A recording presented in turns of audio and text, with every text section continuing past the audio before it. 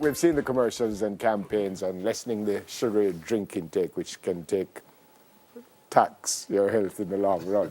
Here with the not-so-sweet details, the Honourable Minister of Health, Dr. Christopher Tufton, and Director of Non-Communicable Diseases and Injuries Prevention, Dr. Tamu Davidson. Good morning to you both. Good morning, sir. Good morning. Good morning. Sir, I must say congrats on what you've been trying to do, and I think for the most part you have certainly achieved what you're trying to tell us. Mm-hmm. Are we listening and are we following? Well, I think it's a start of a process.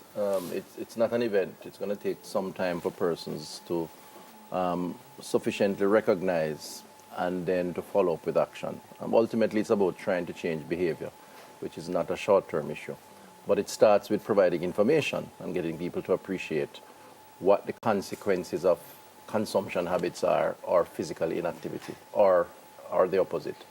And I think what we've been able to do in the ministry as part of the preventative healthcare program is to really take the messaging of lifestyle, because of lifestyle-related diseases, right into their living rooms, into the town centers.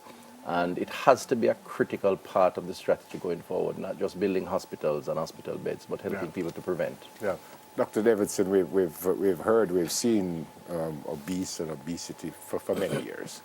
Are we saying that we can now put our finger on what's causing this? Let's look at sugar. Is that what we're saying?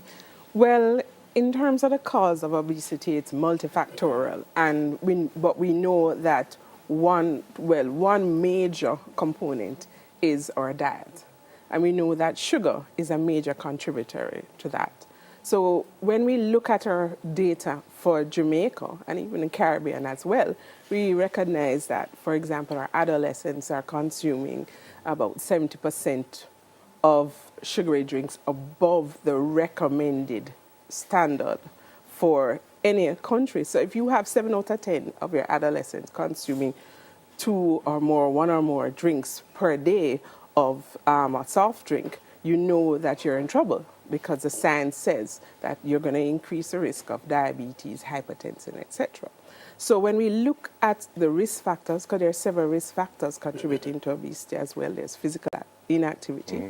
The bulk of that is the unhealthy eating, and we know a large portion of that is due to consumption of sugary drinks and other products. Yep. Minister, you've been able to get some of our big companies to say, all right, I'm going to cut down on my product, 50% less, this less, that less. It means that there was way too much in there in the first place. Well, what it suggests is that there are corporate entities out there who are taking the message, who appreciate the need to act in the best interest of their consumers. The awareness of consumers will also create some advocacy too, mm-hmm. and it's a competitive environment, and mm-hmm. consumers will respond to products that they think is in their best interest in satisfying their needs and wants. So we're very happy that companies are volunteering in their response through product reformulation, which is what we have seen the Lascos, the mm-hmm. National, and a few others done in recent months. Having said that, a lot more needs to be done, and a lot more will have to be done if we intend to stem the obesity issues in the country. The truth is that through our Food Task Force report, which was generated a year ago, we are now consulting with industry and encouraging a number of things, labeling so that people know what they're consuming, the reformulation issues, and indeed we may have to regulate or restrict certain food items within certain environments, for example, in the school system, because obesity levels in the schools have doubled over the last 7 years, and it's moving at an alarming rate, and the consequences of that clearly are going to be illnesses to our young people, which clearly we have a responsibility to protect. What does regulate mean in this case? Well, we are now developing with the Ministry of Education a food and nutrition policy.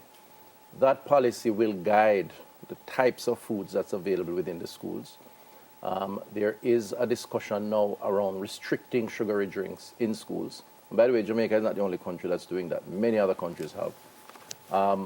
And frankly speaking, through the Jamaica Moves program, we intend to launch the school version over the next couple of months. And by so doing, create awareness to the critical stakeholders, not just the students, but to the administrators, to those who cater for the meals, but also the parents indirectly through the students. In other words, we are going to take the message and tailor that message and work with the Ministry of Education to address that population, because they are in fact drinking themselves sick. Yep. And that's a problem for us. There is talk, sir, that there might be added tax on sugary drinks. Again, what does that mean? Well, we haven't reached that point yet, but it is an option that I think should be considered. In fact, part of the discussion on the public education with stakeholders and the general populace is the possibility of a tax. Again, it is something that is recommended by the WHO, the World Health Organization. A number of countries have implemented it. Barbados, for example, in the Caribbean. Others have proposed it. The UK is introducing it effective April 1 this year, having given a year's notice. Okay. So it is possible that that could be an option. Dr. Davidson, it seems like even in our natural drinks, there's sugar in there. How do you get around not having sugar? Well, what we are recommending is the daily recommendation for sugar consumption is really eliminating the added sugar. So yes, sugar naturally occurs in our fruits and other products that we consume. What we are concerned about is the added sugar. So your added sugar, you should not be consuming, based on our World Health Organization recommendation, more than 50 grams per day. So that is equivalent to 12 teaspoons. So if you look at our products, many of us are consuming much more than that, and our data shows that we're consuming at least twice or even more of the sugar. We're in trouble, aren't we? Yes. And so sugar, whilst sugar is not the only product that we should not be consuming and contributing to obesity, it is one of the biggest problems that we see. We really do not need added sugar. Okay. Thanks for coming. Good to see you, sir. Thank you very much. And congrats again for getting the word out, sir. Good luck as you move on. The Honourable Minister of Health, Dr. Christopher Tufton, and Director of Non-Communicable Diseases and Injuries Prevention, Dr. Tamu Davidson.